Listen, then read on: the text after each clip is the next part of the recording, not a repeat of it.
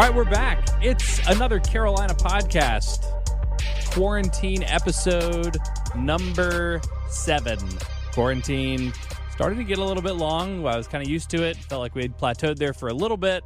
Now that we're in the 7th week, it's a little bit long, but still no shortage of news as South Carolina has made official the hiring of a new running back coach. Talk about that. Obviously, the NFL draft was this past weekend, and 4 Gamecocks heard their names called, and several more signing undrafted free agents after the draft. And Chris Clark has some insights about the potential future of the college football season, like just a real big picture look at what it could be, when it could be, all those things that we don't have answers to. Chris has some insights on all of those things. So a bigger discussion to be had there. So we'll start today with the breaking news, or I guess the closest thing to breaking news, but as of Friday morning, Des Kitchings has been officially named the running back coach for South Carolina. Not a huge surprise. South Carolina had interviewed him a little bit earlier in the offseason when it seemed like Brian McClendon was going to leave for Pittsburgh. Seemed like an easy hire. It came together pretty quickly for South Carolina. Wes, I'll let you get started with Des Kitchings. Can you walk us through just what the process was in hiring him beyond, obviously, the interview early in the offseason? Yeah, it was, like you said, it was pretty quick deal. I think everybody sort of knew, when McClendon did decide to leave, that was probably the direction that Will Muschamp was going to go. Even after, it was interesting, even after the initial situation where BMAC did not leave for the Steelers job, wasn't offered the Steelers job, we actually saw Des Kitchings was at a South Carolina practice checking things out, during the spring, just hanging out with the staff, which, I think obviously isn't that unheard of for other college coaches, especially if there's a prior relationship, to go hang around and watch practice and sort of tour the facilities and stuff like that. But I think certainly considering that he was interviewed and considering that there was a chance of an opening down the road, it was kind of interesting that he made it back over to campus and was hanging around the guys and, even just sort of probably evaluating what South Carolina had a little bit talent-wise. So I think the relationship maybe sort of continued there. And then, when there was this new opening, I believe Muschamp reached out, relatively quickly and touched base with Des and sort of got the ball rolling. And then, I think even with it being official this past Friday, it was unofficial, I would say, a good bit before that, probably almost a week before that. So I think this thing behind the scenes and unofficially moved very, very quickly. Of course, officially, I think there were some things to work through as far as, we're in uncertain times, especially financially. So I'm sure South Carolina wanted to make sure they handled everything correctly. But, I think this was kind of a no-brainer. It's made sense for a long time and made sense the first time. And now it's finally official, and Des Kitchings is at South Carolina, which is a place that I think he wants to be, being that he's from the state and his parents still live right down the road in the Wagner-Salley area, and I think it's a good fit. We kind of went over his credentials last week, why he's qualified, why he seems like he'll be a good fit, as you just mentioned, for South Carolina, West being a South Carolina native. But Chris, this has been such an interesting offseason for South Carolina because there's been an unbelievable amount of coaching turnover, and every time they go out and make a hire, whether it's going from Brian McClendon to Mike Bobo, it's like, okay, well, after a 4-8 season, it's pretty impressive if you manage to have an ostensible upgrade at that position, and not even necessarily that Des Kitchings is an upgrade over Thomas Brown because jury's still out on that one, but a guy with a good track record, with a proven track record. He's a good recruiter, and we can talk about his recruiting impact in a minute, but are we overstating the hires that Carolina keeps making, or is it actually the case that they keep improving the staff when it seems like that shouldn't be the case, given the amount of roster turnover, given how late in the season it is for you to be making coaching changes? Like, shouldn't these all just be guys off the scrap heap? Why does it feel like these are all good gets for Carolina? I mean, it's a really good point, and look, some people get upset with us if we say like anything positive, until they turn around on the field, don't say anything good. But I understand that, and they've got a lot of work to do in terms of program and just improving this season. They've got to do those things. Nobody's denying that. Nobody's denying that for all the good things, whether it's player development or draft record or individual players, improvements they made in recruiting, how they've sort of risen from year after year on that front. nobody's denying that the on-field results have to match, okay? But here is the reality of it. After going 4-8, and after being very publicly placed on the hot seat, and after a season in which there was a lot of turmoil in the offseason, whether it was, the hot seat stuff with Caslin, whether it was going 4-8, whether it's the fan unrest, and having some coaches leaving, in some situations looking to leave for various reasons, one of those being a perceived and very real instability, it's almost nonsensical how South Carolina was able to sign probably its best recruiting class from top to bottom under Muschamp, arguably, with 2 5-star prospects, and didn't have a single decommitment from that class that was related to the season. That really doesn't even make sense, and it was a huge accomplishment. And then, anytime you lose coaches, particularly under this circumstance, you look at it and say, can you get a coach that's of the same caliber? Can you upgrade? And so with Mike Bobo, you're getting a guy who has a really good track record. You look at, and I know some people looked at it and say, okay, Georgia had some really good offenses, and so did Colorado State. If you could be 3/4 as good as those teams were offensively, then you're going to be upgrading. And look, talent's a huge component of that, so I don't know, but you're getting a guy who has a track record. Thomas Brown was a super recruiter. He was ticketed for an NFL job for quite a while. He's been rising in the industry, but when you look at Des Kitchings, you get a guy who has ties to the Carolinas. He's a South Carolina native. He's recruited to a school like NC State. He's had success at some programs that, aren't logo schools, for example, whether it's recruiting or development.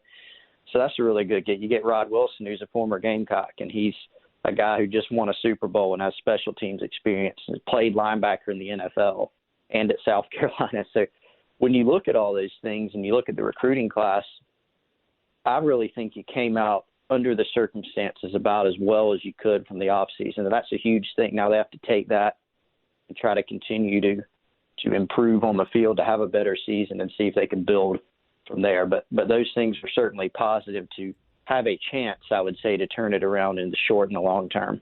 Well, and I'm glad you feel similarly in a similar way that I do, because, again, I find myself sitting here thinking exactly what you're saying. Like, wow, these guys have good credentials. These all seem like good hires. That shouldn't necessarily be the case. Can both of these things be true, that Carolina maybe shouldn't have gotten these guys but did? I think the answer is yes, and you're also right that they have to go out on the field and prove it. And if Carolina goes 4-8 again next year, it won't matter what those guys' credentials are. None of them are going to be back at South Carolina. Well, probably none of them will be back at South Carolina, and the fans will still be unhappy, and nothing will have changed. But at this point, if you're looking for any signs of encouragement, I mean, they're all right there.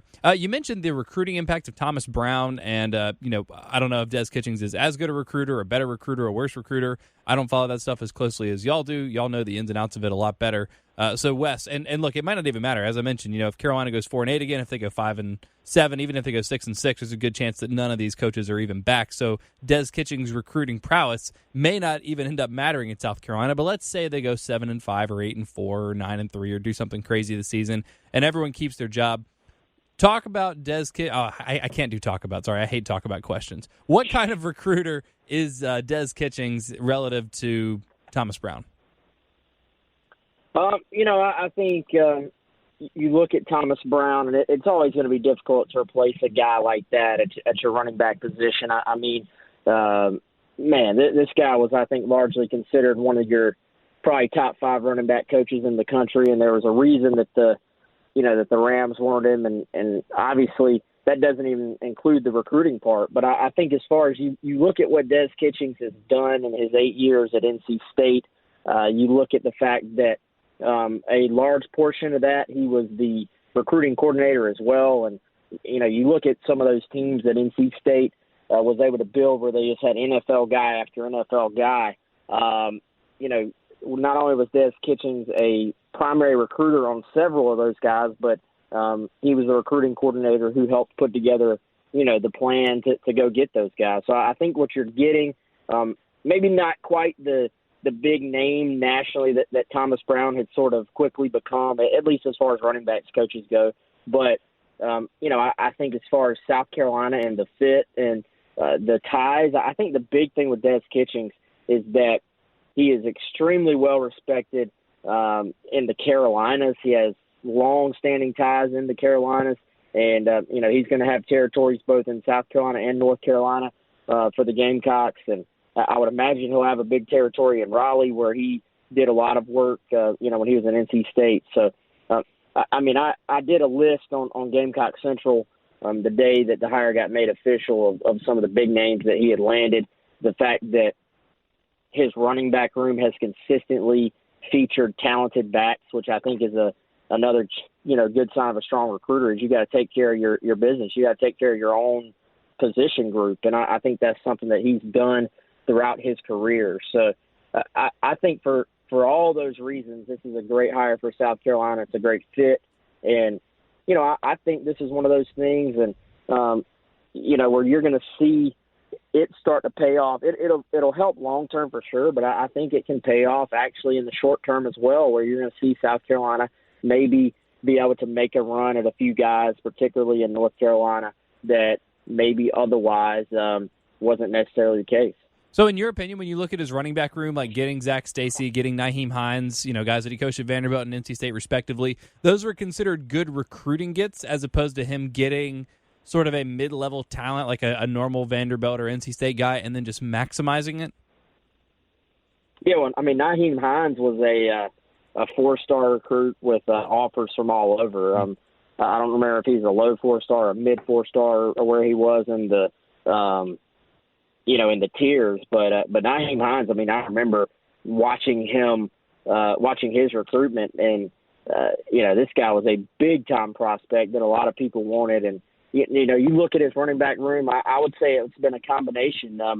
There were several guys actually that if you look back over the list of guys that Des has landed, I think there were a few three-star guys that ended up outplaying the kids who were actually the bigger recruiting wins, during his time at NC State. So I think the big thing is, man, you just look, he's consistent. The fact that they had 3 straight 1,000-yard rushers is a nice stat, but I think it says even more when you look at the fact that there were 3 different guys rushing for 1,000 yards during that 3-season stretch. So that means that you've built depth, you've recruited to replace guys, to where somebody can step in and be ready. And I think he actually walks into, even though they lost all those seniors, he walks into a really talented running back room already.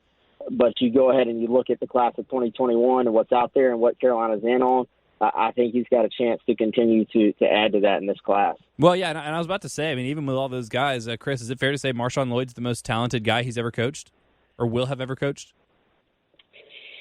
Yeah, probably so, man. And Wes, I think Nyheim Hines was, a 5'9", 4-star. I don't have it in front of me, but that would typically put him in the top, I don't know, anywhere from the top 60 to 150, something like that. So he's probably in that range, but he was, 5'9", 4-star, which is sort of that mid 4-star range, really talented player. But yeah, Lloyd, is going to be, I think, without looking it up off the top of my head, but just sort of running through the guys he's coached, that's going to be the highest ranked and probably the most talented, just raw talented, guy that he's ever coached. So certainly it's a positive to, to be able to walk in that situation. If you get Quandre White on campus, that's another guy who's, former 4-star guy out of high school in Florida who went to Florida State, a 4-star junior college guy, and then you try to continue stacking some talent on top of that. Mm-hmm. Certainly a positive situation for everyone. Guys, I actually just pulled my list I was working off of. Their leading rusher this past year was a kid by the name of Zonovan Knight. He was a kid from North Carolina. He was a lower 4-star guy. Jordan Houston was a high 3-star guy. That was their 2 signings from 2019. You look back at 2018, he signed Ricky Pearson, who was the number 4 all-purpose back in the country. He's a 5.9 4-star, which is the middle tier 4-star. You actually look back at 2015, and Kitchings signed Nyheim Hines, who was a 5'9", 4-star, as you said. He was the number 2 all-purpose back in the country. He signed Reggie Gillespie, who was the next guy on that list of 1,000-yard rushers. He was a 4-star from Greensboro.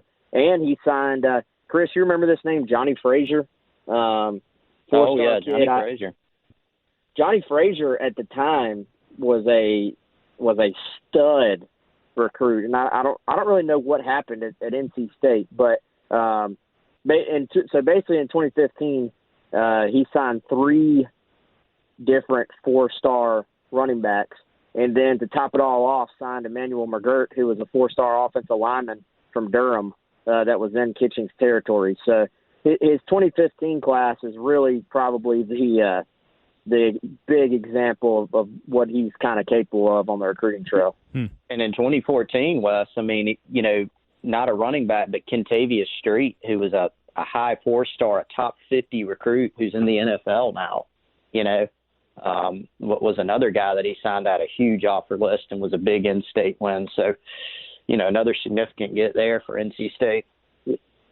Yeah, and I think Pearson, the thing Chris and I have talked about a bunch, and I think that probably doesn't get talked about enough, I think we maybe mentioned it on the podcast, though, is it's one thing to go land guys at a name program. And one thing we're finding is that sometimes these guys that recruit to a logo, and it goes much further than just looking at a list and saying, you know, this guy was at LSU and signed B4 stars each year without knowing the actual story of their recruiting processes. So I think you're seeing, or we've seen at South Carolina, sometimes big name coaches get here and they're able to replicate it, and sometimes they're not. I think the thing you like about Des Kitchings as far as the fit, which is a word I keep using, is that he's been able to sign guys out of the state of North Carolina to NC State, which is not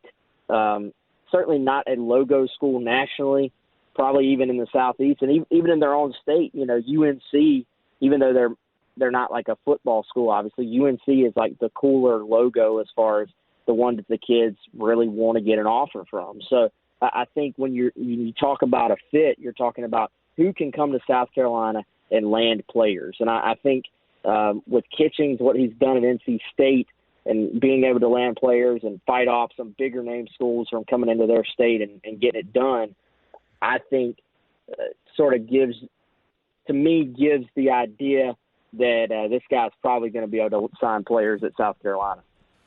So all that to say, still a good hire, a very good hire on paper for South Carolina, even if it doesn't necessarily make any sense, as we talked about a little bit earlier.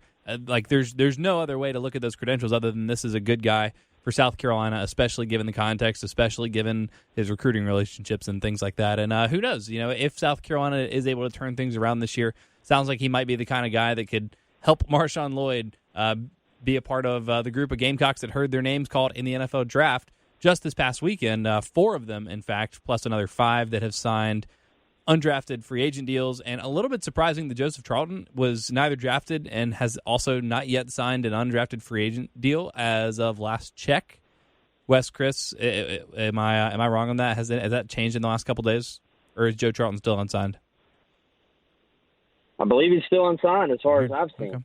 All right. Well, I expect that to change. I'm pretty sure he'll be on a team at some point during the preseason. I don't know. I'm not going to sit here and say he's for sure going to make a roster, but he will definitely get a crack at it. But point is, 9 Gamecocks from last year's team are at least going to get a shot to be on an NFL team. And we can just kind of go through in order. Obviously, no surprise. The first guy that heard his name called was Javon Kinlaw. He was a consensus like top 12 pick, essentially, top 15 pick. I know he went 14, so I can't say consensus top 12, and then he goes 14. But he was a for sure first rounder. He was the second, pretty much consensus number 2 defensive tackle, according to a lot of people, including Will Helms, who had great breakdowns pre-draft, all leading up to it for every single position group.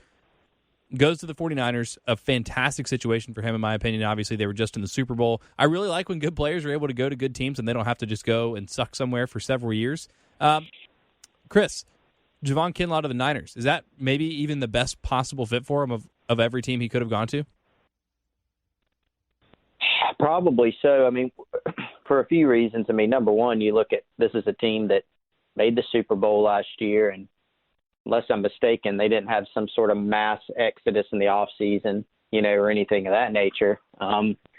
And so they've got one of the NFL's bright young coaches in Kyle Shanahan. They have a good base of talent, offensively, defensively, they were very good there last year and just came off a Super Bowl appearance. So, it's hard to make it there twice in a row, but it's not a team you look at and say, yeah, they'll probably, win 4 games next year.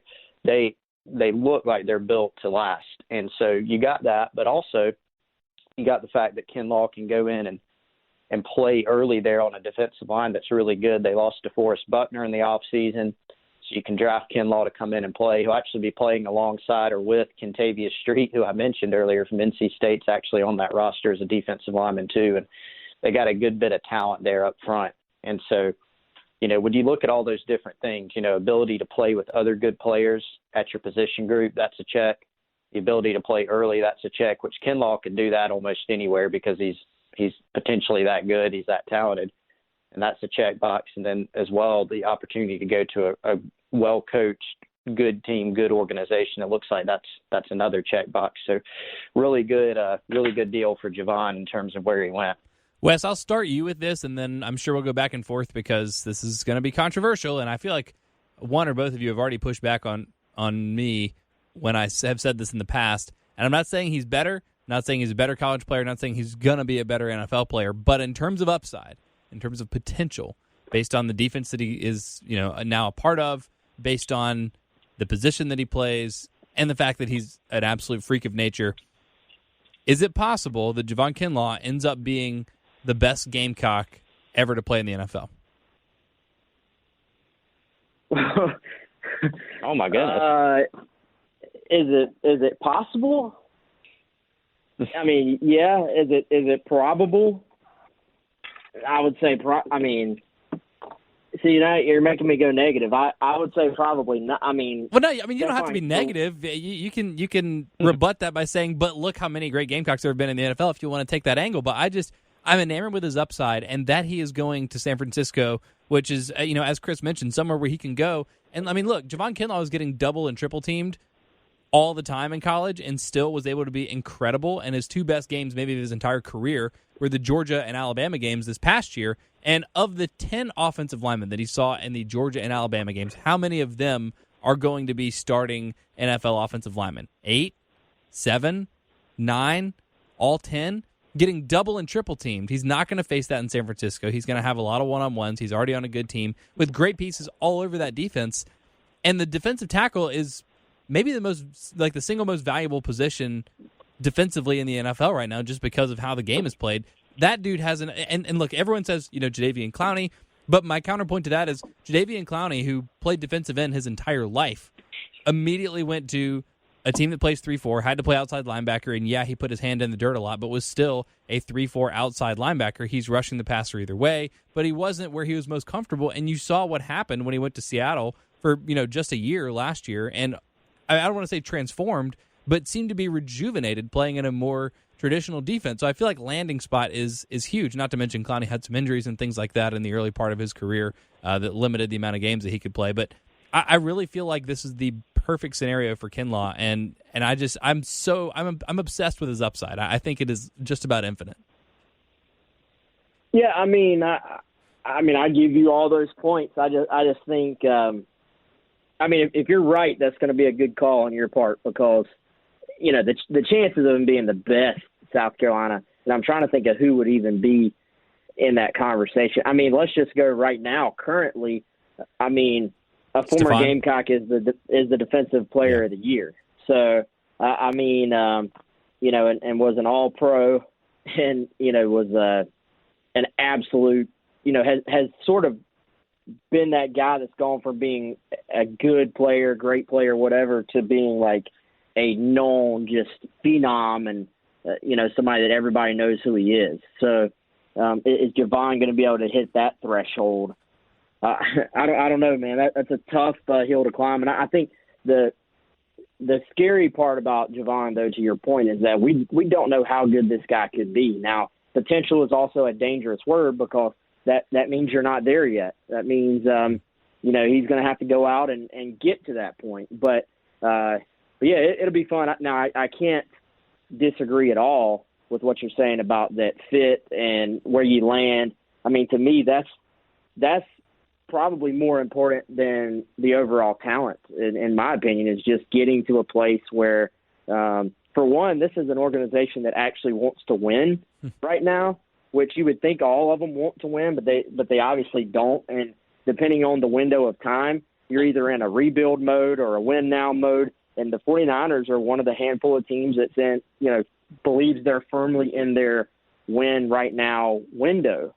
So to get on a team, to still be a first round pick and to have that going your way, but not have to go top 7 or something to where you're probably in a rebuild situation, really works out well for him. Chris, do you have a pick off the top of your head for best Gamecock ever in the NFL? That's what I was trying to think of. I mean, the point I was going to make is that it's already sort of a high bar to clear. And like Wes said, to his point, even if you go recent, I mean, you talk about Stephon Gilmore, who's got a Super Bowl ring, was himself a former first-round draft pick, a South Carolina native, a guy who's the Defensive Player of the Year. You think about Jonathan Joseph, who's maybe done it more quietly, but he's played, how many years in the league? Double-digit years in the league, and has been a very good player and has made a lot of money for himself. I mean, people don't think of him as much as, say, a Gilmore for various reasons. I think you go back, Sterling Sharp, look, his career got cut short. He only played 7 years in the league, but he's in the Green Bay Packers Hall of Fame. He was a 5-time Pro Bowler, a 3-time All-Pro. He led the league in receiving 3 years. He led the NFL in touchdowns receiving 2 years. He scored 65 touchdowns, in 7 seasons. So, it would probably almost be a runaway for Sterling Sharp if he hadn't had his career cut short by injury. There could be another I'm forgetting about, maybe reach back into the older days.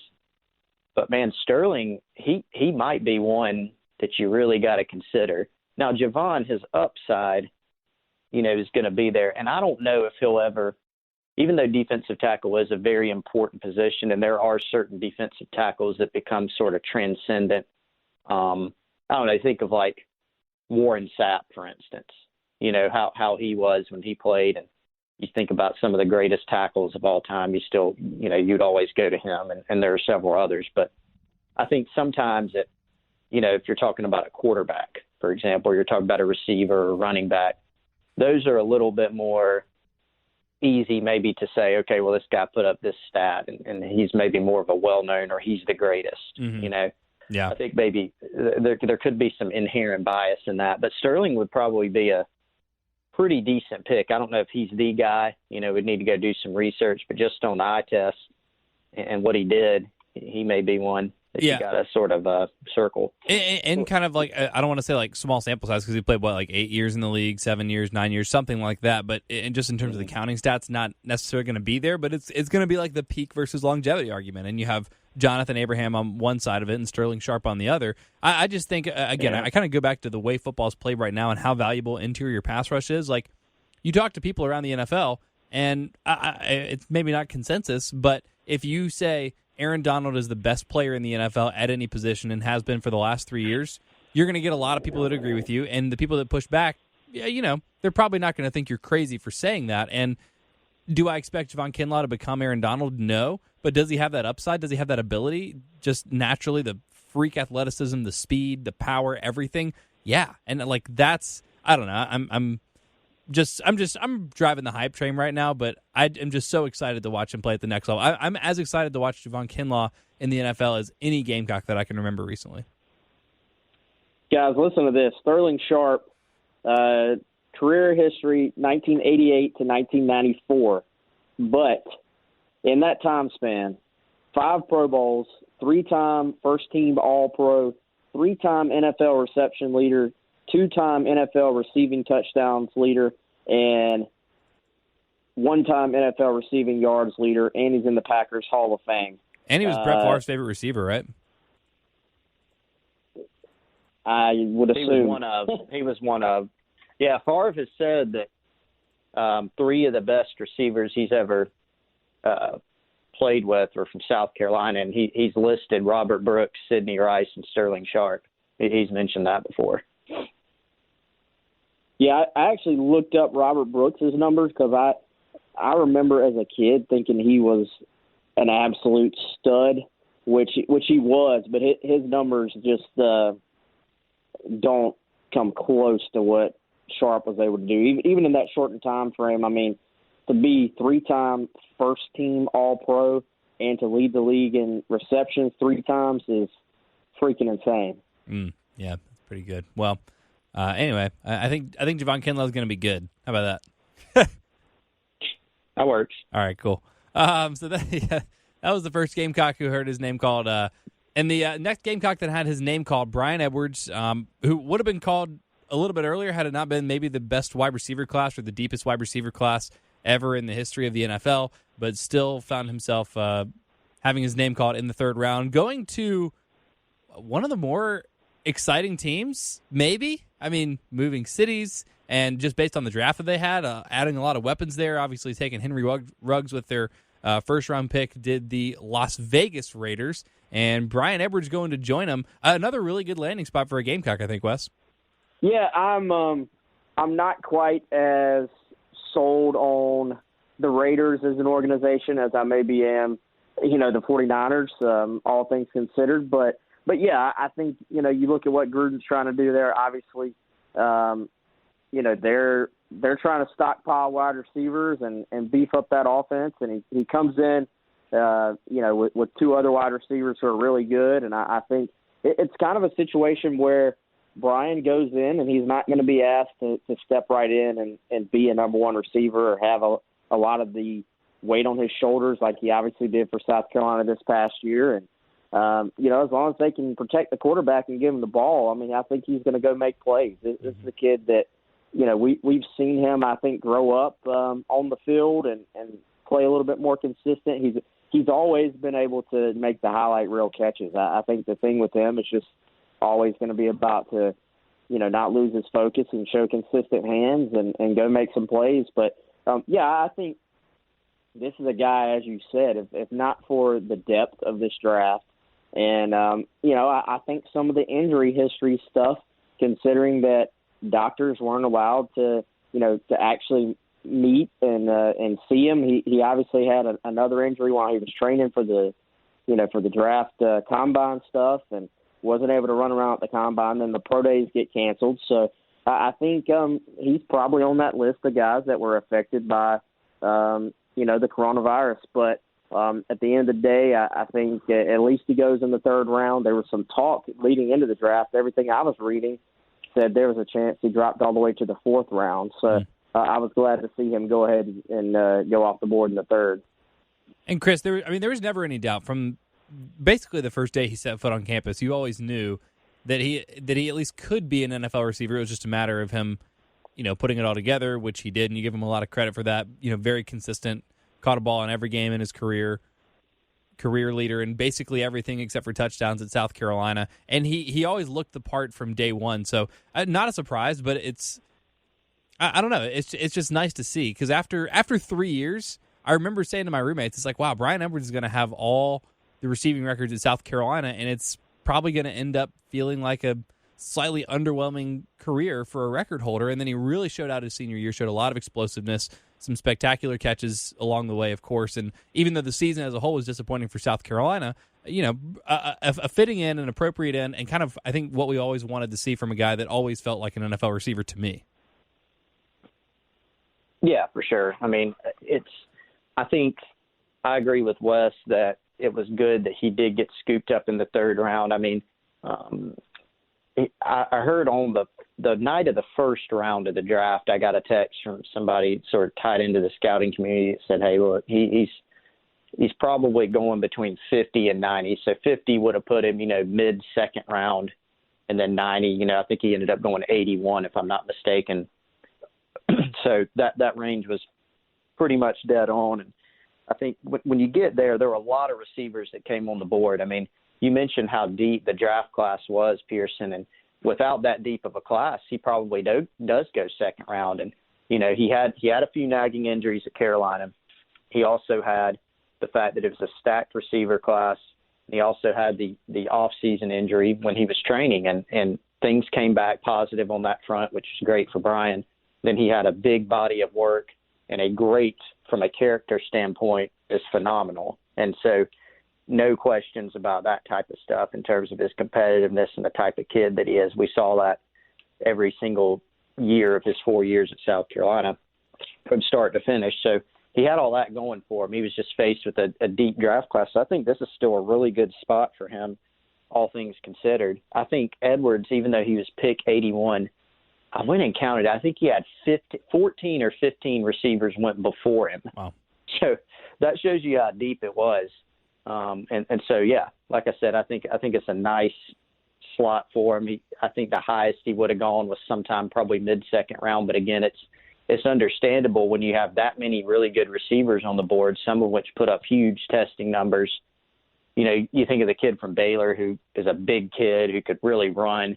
You know, people tend to get enamored with stuff like that. And it really comes down to team preference and need in some situations. Some of these guys are really close, and it's just which team likes which guy. Right, and I guess for the Raiders, I should say, as exciting as their draft was, you know, getting a bunch of skill position guys, and it's like, wow, this is going to be awesome, and it was fun, again, on paper. But you also have Derek Carr throwing the football to him, or I'm trying to remember who's – I guess they got Marcus Mariota now. I guess neither of those really inspires a lot of confidence. I don't even know how many balls are going to get thrown the way of those receivers, you know, without getting intercepted or batted down at the line or things like that. So I'm not saying I'm excited for the Raiders, but it was just it's kind of an interesting direction that they went. I mean, I think a pretty good draft, but of course you got to get the quarterback question figured out before anything else. Next Gamecock off the board was DJ Wonnum. 1 round later in the 4th round, went to the Minnesota Vikings, another team that's really competitive, a good landing spot for DJ. I think he's going to come in. He's going to be allowed to be eased into the system. They're not going to have to rely on him right away, you know, 15, 20 snaps maybe, if he's ready for that. But a good landing spot on a team that has been one of the more competitive teams towards the top of the NFC the last couple years. And, I mean, Chris, DJ feels like a guy that could maybe end up having a better NFL career than his college career if he could just stay healthy, because that was such a question mark the entire time he was at Carolina, and Will Muschamp has always been so high on his upside. You wonder if Minnesota is where he finally maximizes that. Yeah, I mean, he did have a couple injury issues at South Carolina later in his career, but another kid who, again, DJ is not a guy that you have to worry about. There are no red flags whatsoever. You know, he's more athletic than he gets credit for. You didn't get the feel that this was going to be, you know, a top 2 round selection or anything, just because he didn't get that he doesn't have that sort of freak athletic ability that a guy like Kinlaw has. But what he is he's just been a really steady producer. He's really technically sound. You're right. Will Muschamp said, hey, he's going to play in the NFL for a long time, and I could see him doing that. I wouldn't be surprised. You know, it's hard to tell on certain guys, but I wouldn't be surprised if 10 years from now DJ Wonnum's still on a roster. I don't think he's going to be a star, but he's probably got starter potential, and he can certainly hang around on a roster because he's really, you know, conscientious. He's always had that pro sort of mentality. He knows exactly what to do. You know what you're going to get out of him. It's going to be great effort. It's going to be versatility. It's going to be being really technically sound. He's just a really sharp dude. And so I think he's going to have a chance, I think, to hang around for a long time. And I think that was a really good slot for him too, because I sort of wondered, you know, I didn't have a great feel for Wonnum as far as, you know, can he go as high as 4th round? Will it be 5th? Will it be 6th? So I'm really happy for him and that family that he was able to get to a nice situation in a really good draft slot for him. Yeah, and there's another Gamecock that we're going to talk about here in just a minute that signed as an undrafted free agent that feels like he'll just be around the game for a while because he's a good guy to have in the locker room, high work ethic guy, you know, high character guy, just a lot of those things that, you know, make it easy for you to have a successful pro career. But Wes, if I put it to you like this, basically, I mean, he's not going to be John Abraham, I don't think, and John Abraham played for like 70 years, I think, which is part of how he accumulated so many sacks. But would you be more surprised if DJ Wonnum's out of the league in 2 years because of injury issues or plays for 12 years? 12 years, good grief. Yeah, I don't know, but I said on another show I was like, mark this, DJ Wonnum is going to be that guy that 8 years from now is still just rolling along in the league. And he may not be a superstar I think he'll be a solid contributor, but he's going to be one of those guys that coaches love to coach, that is in the right spot at every time. You never have to worry about him off the field. You never have to worry about him on the field. He's going to push the guys around him. First guy in the door, last guy to leave. I think he is a professional football player. He carries, and to me, that are going to translate very, very well, because there's no being a professional football player and all that goes into that on a daily basis is he'll position perfectly into that, because that's what he does anyway. So I think he's a guy that if he can stay healthy, obviously, then we'll be doing a podcast 8 years from now, and we'll be talking about how DJ Wanham's still in the league. Yeah, feels like it. Yeah, that'll just be around. Devin Taylor, someone that has just been in the league for a while now, and like honestly, I couldn't even tell you if he is still anymore, and if he is, what team he's on. But he's someone that just always. He was in the XFL this past year. He was? Okay. Well, he was on Detroit for a while, just as like kind of a regular contributor, and sometimes he was starting, sometimes he, wasn't, but was just kind of around for a while. I don't know. I feel like DJ maybe has even a little more upside than that, although Devin Taylor was really long and really athletic and did a lot of interesting things. But, like y'all said earlier with Kinlaw specifically, like landing, like where you land has a lot to do with it. And a place like Minnesota that's been a really good franchise the last couple of years is a good place to start your career for DJ. Last Gamecock taken, at least in the draft. Again, a bunch of guys signing undrafted free agent deals. But TJ Brunson, maybe a little bit of a surprise here. I don't think a lot of people necessarily expected him to get drafted. I think if you had said 4 Gamecocks get drafted and 5 of them sign undrafted free agent deals, I would have thought probably Donnell Stanley, maybe someone took a 7th-round flyer on, and TJ Brunson signed an undrafted free agent deal. Seemed like he was going to land somewhere. When you get to the 6th and 7th round, I guess it's kind of 6 and 1/2 dozen. Are you just signing him after the draft? Or are you taking a flyer on him late? But TJ Brunson, a guy that was pretty consistent in South Carolina, had all the counting stats. I think maybe the question for him is just kind of where exactly does he fit in an NFL defense? Not like your prototypical NFL looking kind of linebacker. So Wes, level of surprise, and what do you think about TJ landing on the Giants? Yeah, I'm just happy for him, man. I didn't know, frankly, if he was going to make the cut. There were a number of guys that sort of were on that final line. I think I personally thought that Rico Dowdle maybe had a better chance of being the last Gamecock picked. And you look, the fact that TJ wasn't invited to the combine, made me think he probably didn't have a great shot of getting drafted. But I'm happy for him, man. I think he's a tough-nosed kid. He's another one that is professional mindset. Is not going to be a problem off the field. All those things that you're looking for.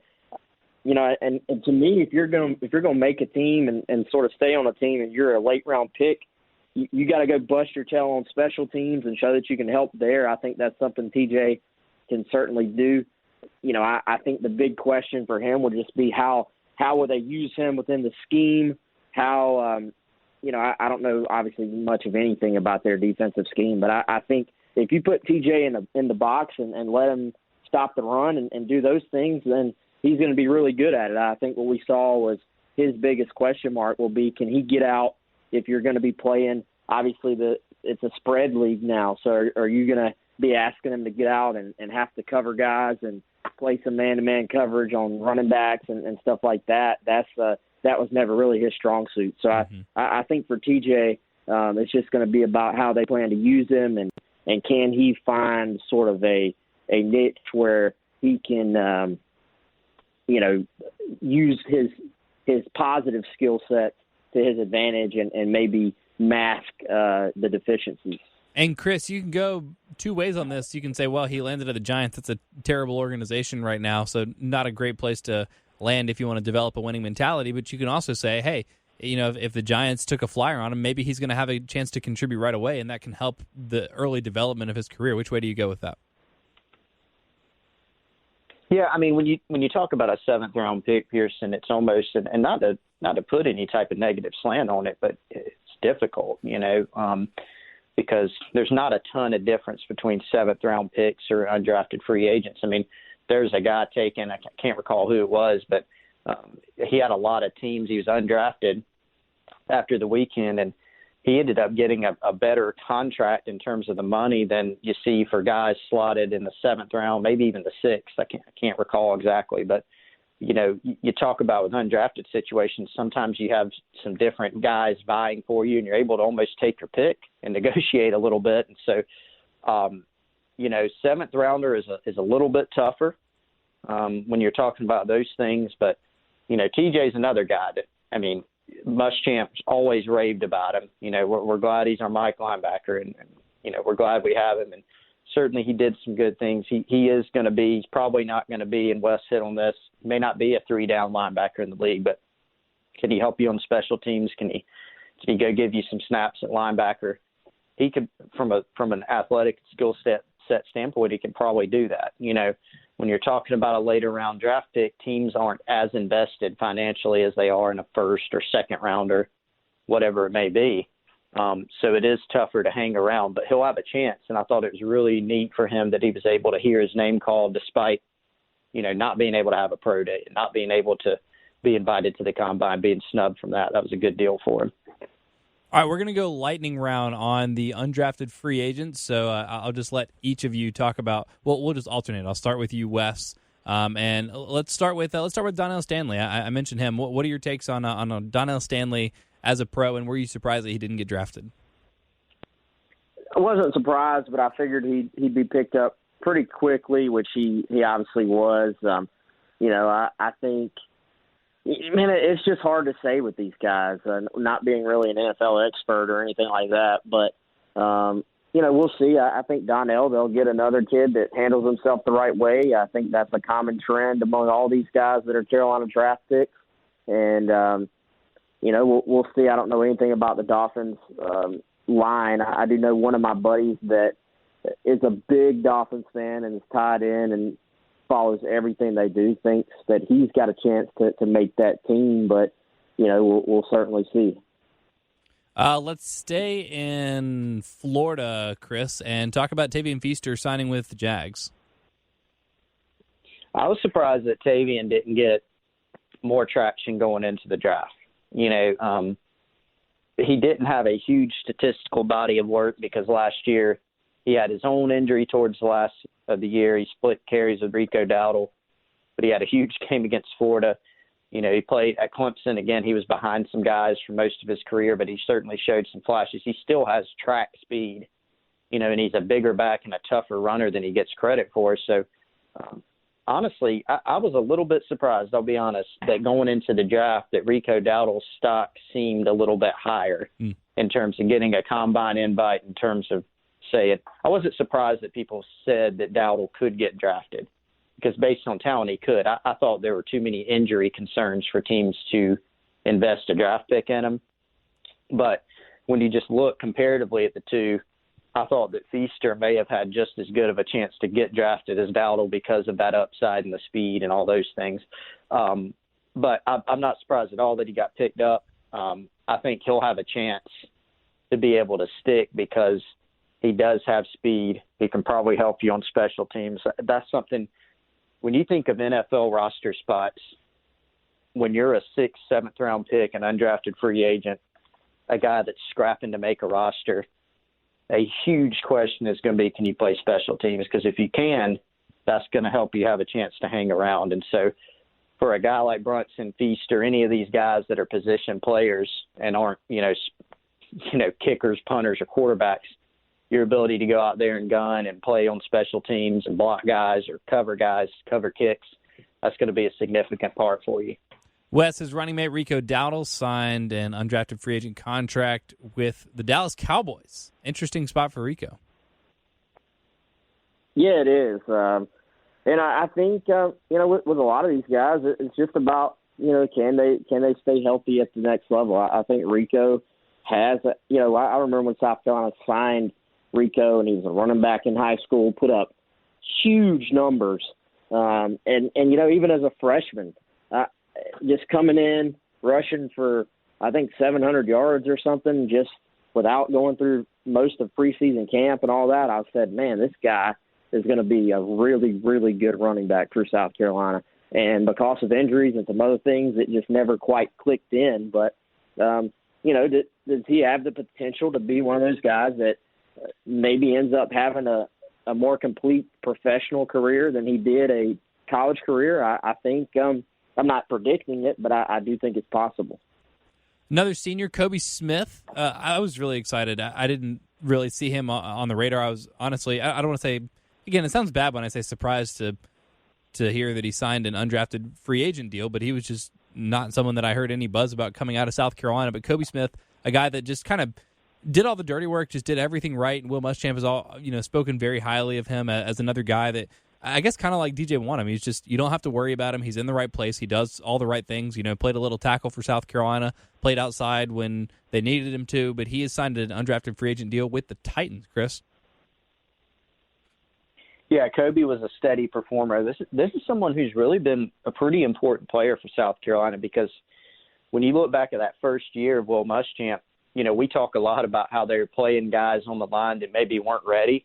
And one of them was Kier Thomas, who was in there playing against Georgia as a very, very undersized defensive tackle. But Kobe Smith, was in that first class as well. And he was a nice get for South Carolina, former Kentucky commitment, former NC State commitment too. And they were able to nab him, late in that class with some connections that they had. And he played all 4 years. I mean, he played an important role from a depth standpoint on that team his first year. And I think he continued to get better and better during his career. He probably would have been really well suited if he could have redshirted. But again, that option wasn't really there in year one for Smith or a lot of guys. And so he's someone who can get in there and play, close to the ball for you as an interior defensive lineman, a really strong kid. He's not going to be super explosively athletic, but can do some things for you. And I think he'll get a strong look in camp and just go from there. But he was really solid at South Carolina, and I'm glad he got an opportunity as well. Wes, I think all three of us were surprised when Cal Markway declared his intentions to go pro. Not surprised that he didn't get drafted. Not even really surprised that he signed an undrafted free agent deal, but he's going to be teammates with TJ Brunson in New York.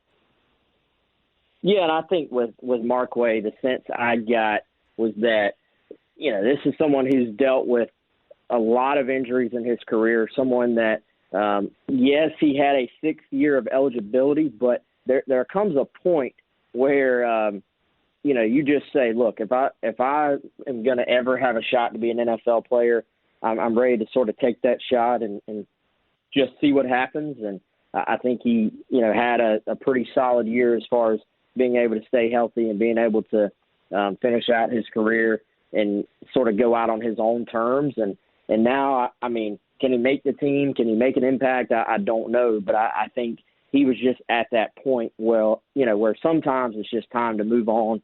And another year, you're a year older. Was his draft stock going to skyrocket with another season of film?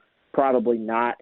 So I think it was one of those things where he was just probably as good as he was going to be as a player in development. So let's go check it out and see what can happen.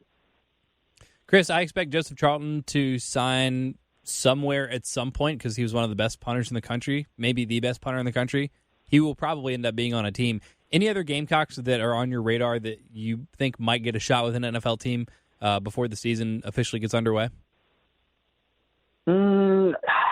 Charlton would really be the main one that stands out. Nobody else off the top of my head that I could think of there. I mean, there were some other guys that played roles that were, that came out for South Carolina, but Charlton would be the main one just I still haven't gotten a great answer. I'm hoping to get one today sometime after this podcast that we'll be able to maybe give our subscribers some insight on Gamecock Central as to why he hasn't gotten picked up, why he wasn't picked up around draft day as a free agent. But sort of head-scratching right now. Yeah, I think so too. We all stay tuned to GamecockCentral.com for hopefully that update coming from Chris. Hey, Chris has another update, a bigger picture college football update that we'll get to in just a second. But as we close out our talk about the draft, 9 guys that are at least going to get a shot to make an NFL team, maybe 10 if Charlton does end up getting a deal, which, again, I expect him to at some point. 4 Gamecocks having their name called kind of makes it feel even worse, Wes, that Carolina went 4-8 last year, because I went and I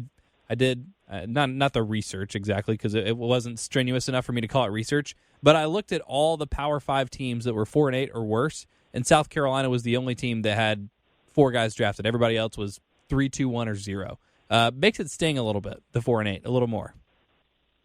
Yeah, well, but I think the other takeaway for me was watching the draft and just watching how many other SEC programs, obviously the ones that you're battling with week in, week out, and battling with on the recruiting trail, had draft picks and had so many draft picks. I mean, once again, Alabama dominating, LSU dominating, a situation where if you're South Carolina, it's a good step. It's a good sign that you're getting some of the right guys, that you had 4 drafted, but I think is also in comparison a sign that you got to keep getting these guys, and you got to hope to get even more of them, if that makes sense. If you have 4 guys drafted, I think you need to have 7 guys drafted, 8 guys drafted, and where they're drafted, I think matters as well. I mean, it felt like the first round was just SEC after SEC after SEC, and I think it never ends. You're always on to the next crop of guys. So for me, yes, it was a sign that South Carolina had some talent, which we knew. We knew for the most part these guys are going to be drafted, but also it was a sign of how much ground there still is to make up if you want to get to that upper level of SEC play, I think. 14 guys from LSU drafted, and obviously Carolina didn't have to play LSU last year, and great they're getting to play them next year. But that's the bar in the SEC. If you want to win a national championship, if you want to win the SEC, got to have 14 guys from one team. The most amazing part about that is that it wasn't even the record. I guess it tied the record, but it wasn't the most. It was that 2003 or 4 Ohio State team maybe that had 14 guys taken, which is that's just stupid. But anyway, that about does it for the NFL draft. We'll do it again next year, guys. Chris, you have an update for us. When is college football going to be played? Nice. Yes. Yeah. No, Chris, you got to go to Gamecock Central and find out. I have the exact answer for you. No, but we did. Pearson, we were able to gather a little bit of information with the caveat, and I don't want to bury the lead or mislead anybody with it. Is we still don't know exactly when it's going to return. We still got quite some time before the season's set to begin. They have what they're doing right now across college football with the power brokers is they're working different scenarios, because right now you can't say with any level of confidence, this is what we're going to do. We are going to start on time. We are going to have fans, and we are going to open up practice at this time. You can't do that. And the reasons are pretty obvious. So you need to spend time on that. But what they do need to have in place is some plans, some preparations that once there is some type of feel, whenever that is, keep in mind that the SEC, for example, is still shut down as far as in-person activities and in-person recruiting until May 31st. So that's probably a nice target date to at least, say, hey, maybe they put something into place then, or maybe not. Maybe at the beginning of May, when some states are looking at reopening, et cetera, that they may be able to put some better ideas into place. And, you got to account for the fact that schools across the country, campuses are still closed, and some of them aren't sure if they're going to reopen. And so that just creates a whole big mess of problems when you're trying to get the season in. So we don't know in what form or fashion, but what they are doing across college football is they are working these different scenarios. And so conferences, from my understanding, are submitting, hey, here's what our plan may look like. Here's some ideas we have. There's sort of a COVID-19 advisory panel. I think they're calling it the Playing and Practice Seasons Working Group, to figure out, because it's not just about, okay, we're going to have the season. They need time to prepare. Will Muschamp's gone on record saying he thinks that the teams need 8 weeks. I don't know if they're going to get that. Brett McMurphy from Stadium put out a piece, I think it was yesterday, talking about how there's some talk about a 6-week period, whether or not it's mandatory or whatever it may be to reopen. But I had a couple folks tell me that people have submitted everything from 8-week to 4-week plans in terms of this is how we'd structure it to reopen. And an example of the 6-week plan would be something like you got 2 weeks of like an NFL-style OTAs. So almost like a very limited type of practice, and that would, in theory, replace spring practice. Then, or before that, maybe even you would have 2 weeks of, strength and conditioning with the team, then your 2 weeks of OTAs, and then 2 weeks of actual football camp that would sort of replace your preseason camp, and all that would lead into the season. So it's sort of crammed in there under that scenario, but it is what it is. I mean, it's already going to be different, and we'll just have to see how it works out. They're just working all those different scenarios right now. So here's one of the scenarios that's been most intriguing to me. I think there is consensus. I feel like I've used that word a lot on this podcast. I apologize. There is a mutual feeling between a lot of schools that or rather an agreement that college athletics cannot resume unless people are back on college campuses. Now, the reality of the country we live in is that it's ginormous, and that the rates of coronavirus curve flattening, second bumps, second spikes, all these things that are going to happen over the course of the next couple months is going to be dramatically different from state to state. And it's not unreasonable to think that here at South Carolina, things could be back to normal by June or July, and maybe students start coming back for summer too, and then the South Carolina football players are allowed to come back on campus and would theoretically be able to start practicing, or, the sort of college OTAs, or, strength and conditioning, or whatever it ends up being. But if it's not the case, if it's not okay in Baton Rouge and LSU can't come back to campus, and, maybe LSU has to cancel their fall semester next year, but all the other SEC schools are fine, just based on the spread of coronavirus in their respective college towns, has there been a contingency plan discussed to have like a half season, or half of the SEC participate, or some teams? Is it going to be a team-by-team basis, or is this all or nothing within conferences or within all of college football?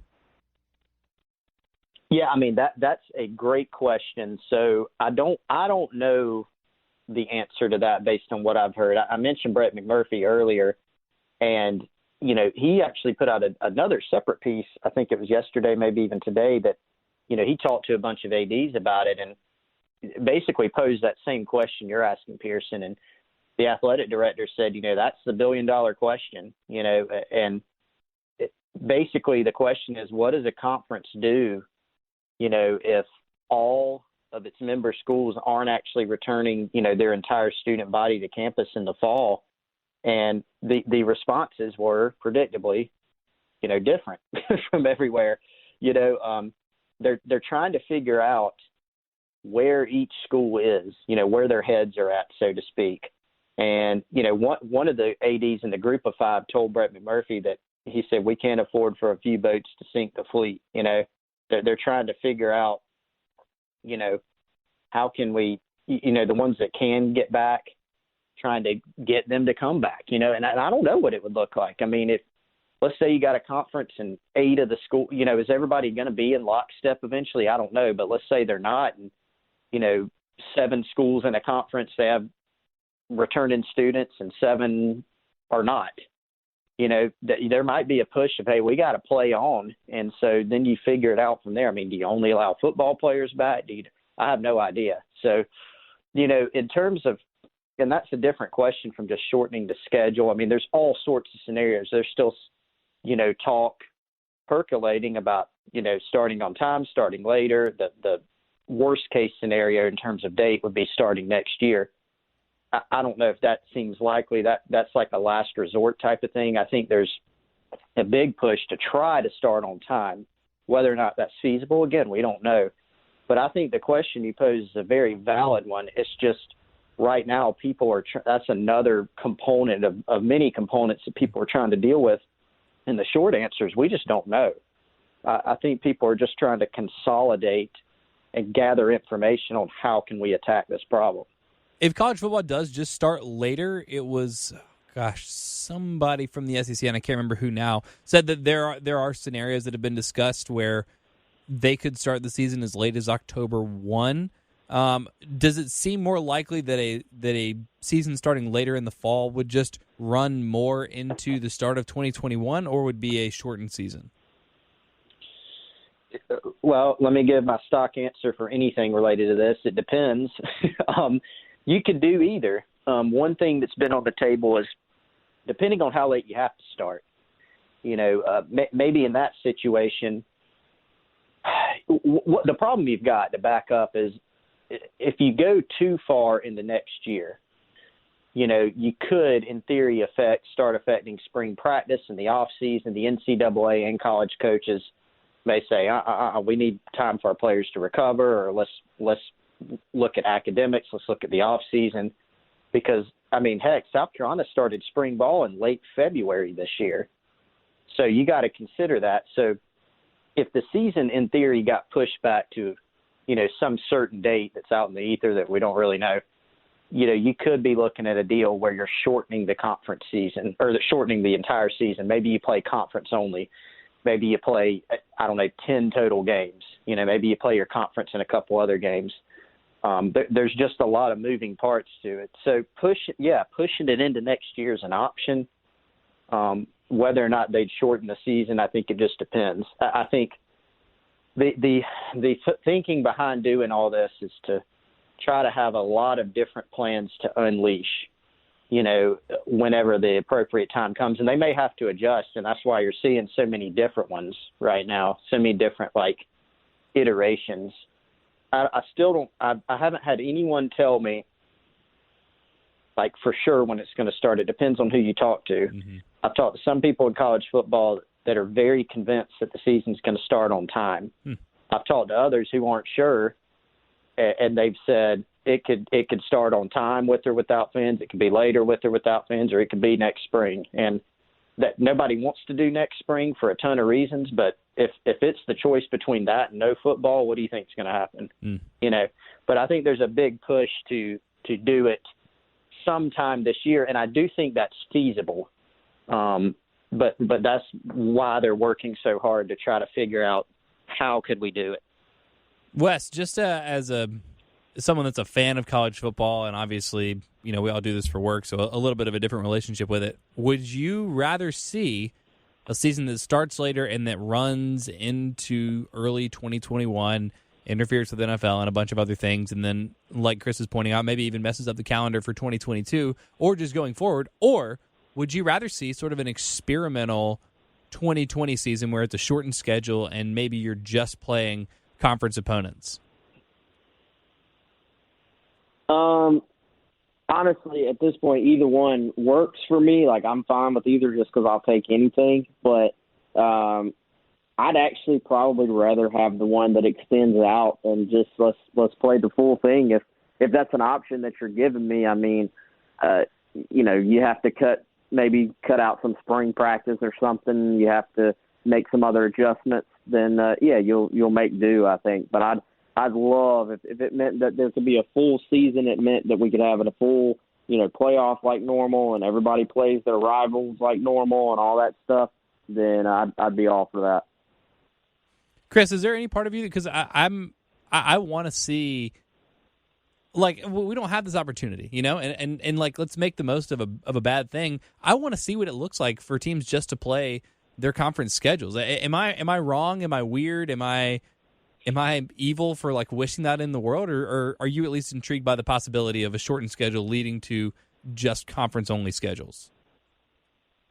You want to see it you would want to see that in a normal year? Well, not necessarily. Maybe. I don't know if I want to see it permanently, but I'm intrigued by the possibility. So if they came to me and said, Pearson, you're deciding for the rest of college football, we're gonna start October 1 and the season's gonna run into February, or we're gonna start October 1 and everyone's gonna play 8 or 9 games and it's just teams that are in their conference, which one do you choose? I'm like, let's do this. This gives us an opportunity to learn about another possible way to structure college football. Let's just see what it looks like. Yeah. I can see the intrigue. It creates a lot of storylines, that there aren't in most conferences, or in some conferences there aren't as many gimme games, so for teams that are in need of, hey, you got to get to this level. What do you do with bowls? There's so many questions that creates. I'm intrigued by it. Yeah. I like playing the full schedule, to be honest with you, because that means more football games, and I like more football games than less in general. But, all right, that's fair. And the other question is, what do you do with rivalries? Some of those are in conference, some aren't, like Clemson, South Carolina. So do you play your conference schedule plus a rival? Is it conference only? To actually answer your question, I mean, I'm in favor of playing an entire schedule just because I like more football games. Now, I think personally, if you do push the season to October, I'm in favor of doing conference only or conference plus rival rather than have it bleed way into next year. Yeah. I'd be fine with shortening it. Now, that's easy for me to say because I don't have to consider all these factors of revenue, et cetera. Because look, if you asked an administrator that, their answer is going to be, we want to play the whole season because we want every bit of TV revenue. We want every bit of gate revenue. Mm-hmm. I mean, that's why we're having these discussions.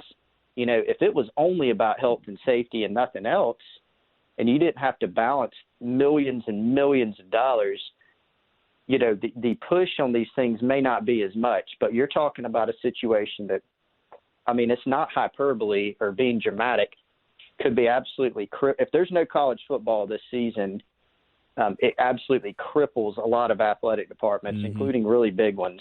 I mean, so we're already seeing the financial impact of not having March Madness for a lot of schools outside of the FBS that have, you know, basically applied for that waiver to say, hey, you know, can for just 4 years, can we only sponsor 12 varsity sports instead of 16 because we can't afford it because we all just lost millions and millions of dollars. And March Madness, I think, makes up the biggest piece of revenue for the NCAA, but football is not far behind it, and that would I think honestly sink a lot of smaller athletic programs.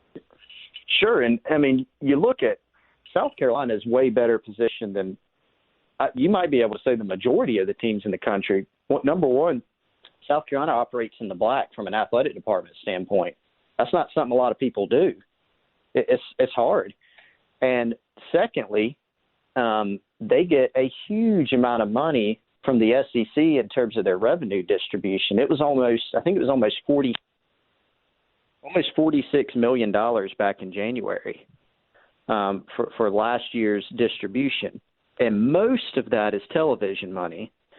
So you're looking at, if South Carolina played, you know, TV games only, they would still be a lot better positioned than a lot of other teams nationally because they would get probably mid to high $30 million for that. And you say, well, that's pretty good. Yeah, but they, you know, if they play a full season plus get the TV money, then you're talking about in the $70 million range. So no season means $70-80 million of lost revenue. TV only season is like half of that. So when you're talking about slashing like half of what you're expecting to bring in, that's huge. And so that does create issues. Even in a place like South Carolina, you're thinking about, well, how can we slash costs? We may have to cut sports, non-revenue sports. Then what do you do with Title IX? Then you have to start talking about maybe getting Title IX waivers. You have to band together as a conference institutions for that. So it's just a huge problem. And so all this is just a lot of discussion about how can we play. And so they're going to play. I think we can confidently say they're playing this thing at some point. We still just don't know when. It's just how are you going to bring it back and when and in what fashion? Mm-hmm. Well, there's so many permutations. And as you mentioned, right now it's just let's come up with every single possible plan so that whatever is available to us, we can do that because it's more than people wanting their football, as you're pointing out. That, you know, the financial realities for a lot of these schools, for a lot of these athletic departments, is that they need to play football. So I appreciate you doing a lot of tough legwork on that, and, you know, especially hard because, like you said, nobody really has any answers. It's all just a lot of speculations and contingency plans at this point. But we'll continue to talk about this, of course, as we get more information, as this continues to evolve. And I mean, look, we're almost into May. You know, we're towards the end of what would be the school year, and then into the summer, and then football, or what would be the start of football and fall sports, is right around the corner. So things are going to have to start to come together sooner rather than later. But again, thank you so much for that, Chris. And you all stay tuned to GamecockCentral.com. Chris will have updates there. And of course, plenty here on this podcast and everything else on the Gamecock Central Podcast Network still rolling. Will Helms and I are going to have a recap of the draft, a little more in-depth and a little more general than what Wes and Chris and I did here today. New episode of The Hard Foul posted yesterday as AJ Lawson has made his intentions known in terms of the 2020 NBA draft. Whether that's in May, whether that's in August, still remains to be seen, or I guess June or August, whenever the NBA draft normally is. But plenty of good content to be found on GamecockCentral.com and the Gamecock Central Podcast Network. As always, thank you all so much for listening. And for Wes and Chris, I'm Pearson. We'll talk to you next week.